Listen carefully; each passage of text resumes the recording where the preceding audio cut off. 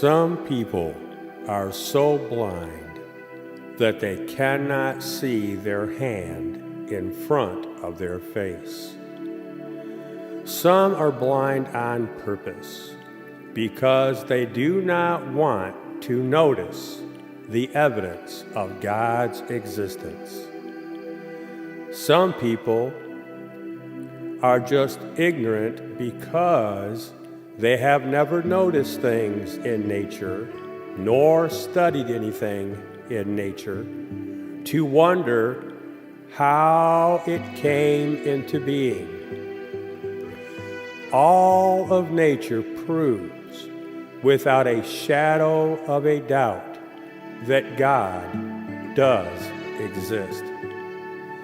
That is why the Bible does not waste any time trying to prove the existence of God. The existence of God is proven by nature. Insects and other creatures do not choose to look like leaves.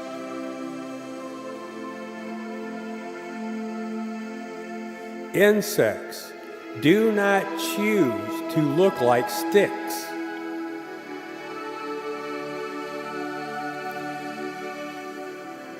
Did these orchids choose to look like monkeys? Or did it happen through millions of years of trial and errors? Did this butterfly choose to make its wings look like snakes to ward off its predators? Did a platypus like the bill of a duck and so decide to grow one? Did this snake paint the end of its tail to look like a worm and then ask a friend if his camouflage was good enough? How did this snake learn to make the ground completely flat over his round body? Does a snowshoe rabbit decide what color to be depending upon what season it is? Look at all these beautiful patterns in the things that God has created.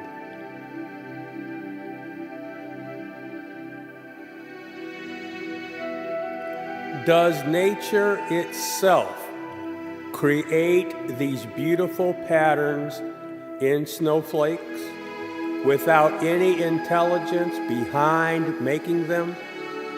Could you make one of these? You might be able to draw one or paint one only because you have intelligence. Only intelligence can design patterns.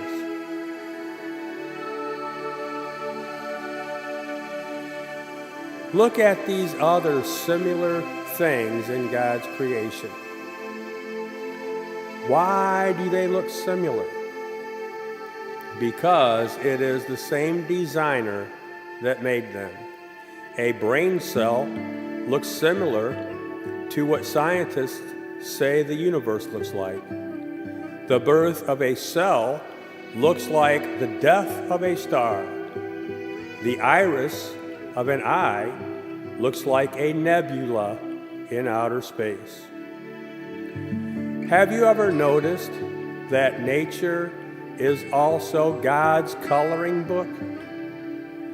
Look at all these different beautiful colors.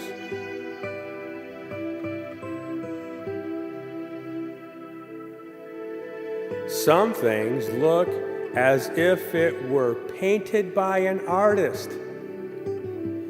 Can that happen by accident, as Darwinian evolution says it does?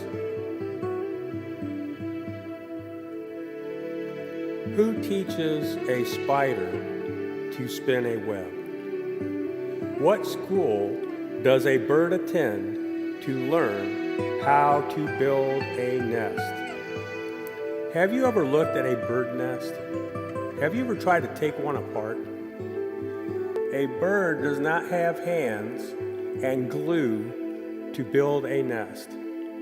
All it has is a beak and it has its legs. But he builds a nest that human beings, I don't believe, can build themselves if they tried. I know I couldn't. How can a bird or a butterfly yearly navigate from South America to North America to precise locations without a GPS? Did God install a natural GPS when He created them? Humans need to acquire knowledge to learn how to do nearly everything.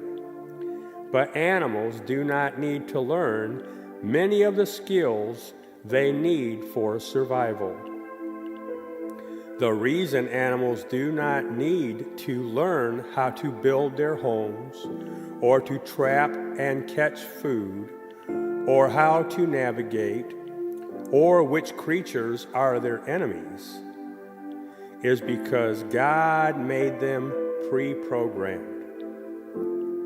God knew about computer programs long before people did. Now, people today, they call this pre-programming instinct.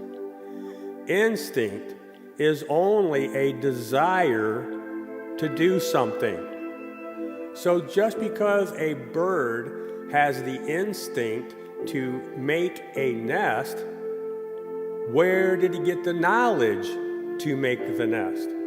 If you have a desire to build a house, but you don't know how to build the house, well, that knowledge is not just going to come automatically. God put this wisdom, this pre-programming inside of these creatures, like the birds, the spiders, to know and have the knowledge to do these things that they have to do for survival. People's bodies also have some pre-programming in them in the form of involuntary reactions. We humans do not need to remember to make our hearts beat or remember to breathe. Those things happen automatically because our brains, which are biological computers, tell our hearts and lungs when to function. Why do our brains automatically control our heartbeats and breathing? God already has our brains pre-programmed to carry out these vital functions.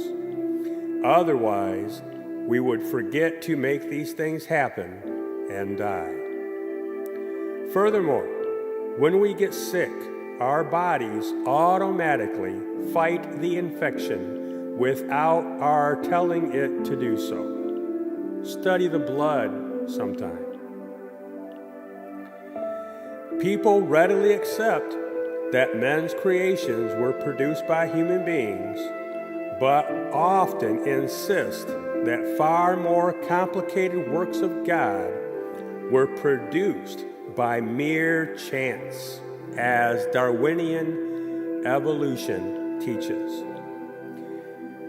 We as people believe that humans made buildings even though we did not see them build it.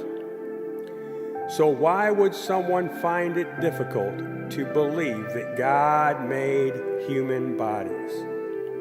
A building has plumbing and electricity, and so do our bodies. The eye has over 3 trillion electrical connections. Who is the electrician that hooked up the eye? We believe that it takes a person to make a robot. So why would someone find it impossible to believe that God made the human body, which is much more complicated than a robot? We know that a robot cannot come into being by mere chance. So why would we think that a human body could come into being all by itself through a series of accidents and millions and billions of years? We can believe that a person painted a beautiful painting of a colorful sunset. So why would someone find it impossible to believe that God made the beautiful, colorful, real sunset? Nothing that has a design comes into being by accident. Either man made it, like the robot, or one of God's other creatures made it, like the bird making its nest, or God made it, like the human and like the bird itself. Anyone who does not believe in God purposely chooses not to believe in Him, because if one admits that God exists, then that person has to admit that he will be required to answer to God for the things that he does. Such people believe they are free if they can do anything they wish without feeling guilty as a result of their conduct. Because of their desire to be free from guilt, they push the thought of God out of their minds and convince themselves that if they do not think about God, then He must not exist. These people have bought the lie of the devil, and they will pay for it for eternity in hell fire unless they repent. Some people do not push the thought of God out of their minds, and they still live in sin, and they don't feel guilty about their sin because what they have done was they have made a false God. They made up a false God in their mind who only loves them and will not condemn them and is only forgiving. This is what people have done today, especially in the United States. They have made up their own Jesus, a false Jesus. They made it up in their mind, and it is not the Jesus of the Bible. Such people also have bought the lie of the devil and will pay for it with themselves being cast into hell fire forever unless they repent. There is no proof for the theory of evolution. Evolution is not science. It is only a belief. The earth is not billions of years old. Humans did not come from monkeys or primitive cavemen. God made mankind intelligent and skillful in the beginning of time. Dinosaurs existed at the same time as humans. They became extinct from people killing them off, hence the events from which the legends of the dragon slayers and knights in shining armor were derived.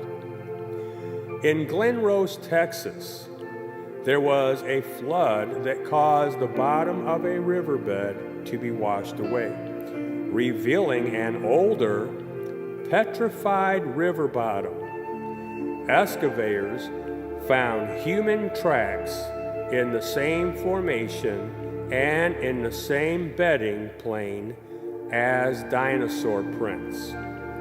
Some of the petrified human prints even overlapped the dinosaur tracks.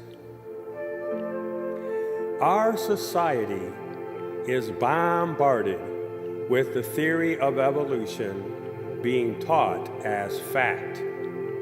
Anyone who questions it is made to look stupid. This pressure to believe in Darwin's evolution is similar to the storyline of the Emperor's New Clothes. In that story, people are intimidated into believing a lie. The intimidation causes them to fear being ridiculed if they say anything to the contrary. The pressure that is put on people by public schools, nature shows, and all walks of society prevents people from thinking for themselves and keeps them enslaved into groupthink. When groupthink takes place, people assume that something is true if they think everyone believes it. Many do not understand evolution, but they are intimidated into believing it rather than encouraged to research any facts that may contradict the theory. And I encourage every one of you to get a Bible and read it, because the Bible is God's Word.